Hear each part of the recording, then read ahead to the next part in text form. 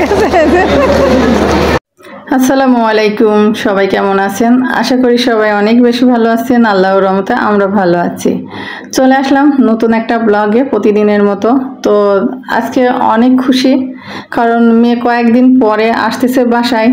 আর দুই ছেলে মেয়ে যদি সবসময় পাশে থাকে না, ভালো লাগে। কিচ্ছু করার নেই, যেহেতু ছেলে মেয়ে লেখাপড়ার জন্য তাদেরকে বাইরে থাকতে হবে, থাকতে তো দিতেই হবে, তাই না? তাদের ভবিষ্যতের জন্য, ক্যারিয়ারের জন্য তাদেরকে দিতে হবে বাইরে। তো মেয়ের কলেজ এখন বন্ধ আছে, তো তার জন্য মেয়ে আসতেছে, তো কয়েকদিনের জন্য আসতেছে, কয়েকদিন থাকবে। তো এখন স্টেশনে আনতে যাব, আর ওখান থেকে আসতে পার্বতীপুর পর্যন্ত চলে এসেছে। পার্বতীপুর থেকে বেশিক্ষণ লাগবে না, আধা ঘন্টার মধ্যে চলে আসবে। তো 8টা বাজলে যাব আনতে, কারণ 8:30টার মতো বেজে যেতে পারে ট্রেন ঢুকতে দিনাজপুরে। তো এখন আমি যাব স্টেশন থেকে, যাই মেয়েকে নিয়ে আসব। আর মেয়েকে নিয়ে আসার পরে যদি সম্ভব হয় আপনাদের সঙ্গে ভিডিও শেয়ার করব, আর স্টেশনে যেয়ে একটু ভিডিও করব আপনাদের সাথে শেয়ার করার জন্য।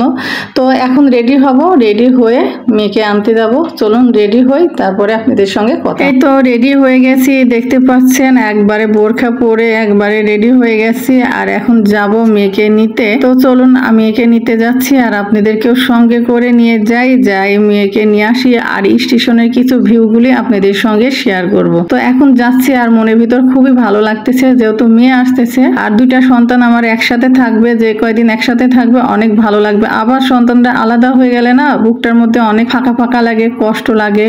আমি তো মা, আমি তো বুঝি যে বাচ্চারা কাছে না থাকলে কত কষ্ট লাগে, তাই না? যে মায়ের সন্তানরা দূরে থাকে সেই মাই কিন্তু বোঝে কতটা কষ্ট লাগে। খেতে গেলে কষ্ট লাগে, শুইতে গেলে কষ্ট লাগে, বাচ্চারা কাছে না থাকলে কতটা কষ্ট মাই বোঝে। মার মতো কষ্ট কেউ কখনো বোঝে না, জানেন? ট্রেন ঢুকতেছে, মেয়ে চলে আসছে। এখন মেয়েকে নিতে চলে আসি স্টেশনে। আর এই যে ট্রেনের আলো দেখতে পাচ্ছেন, ট্রেনে আলো মারতেছে।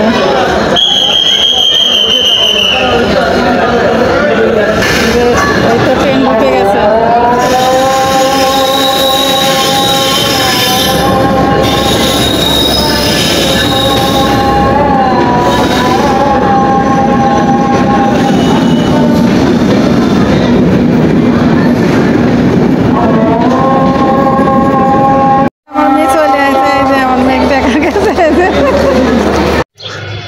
এই তো দেখলেন, কালকে মেয়েকে নিয়ে আসলাম স্টেশন থেকে, সে ভিডিওটা আপনাদের সঙ্গে একটু শেয়ার করেছি। আর এখন বিকেলবেলা, রাত্রেবেলা তো আর ভিডিও করা হয়নি, আজকে পরের দিনের বিকেলবেলা। এই তো আমরা ছাদে এসেছি, আর এই তো মেয়ে দাঁড়িয়ে আছে ছাদে এসে, ঠান্ডা ঠান্ডা হাওয়া দাঁড়িয়ে আছে। তো এই তো আপনাদের সঙ্গে একটু শেয়ার করে ফেললাম। এই তো মেয়েকে দেখলেন। তো আজকের ব্লগটা এই পর্যন্তই ছিল, ব্লগটা বেশি বড় করলাম না, এই পর্যন্তই।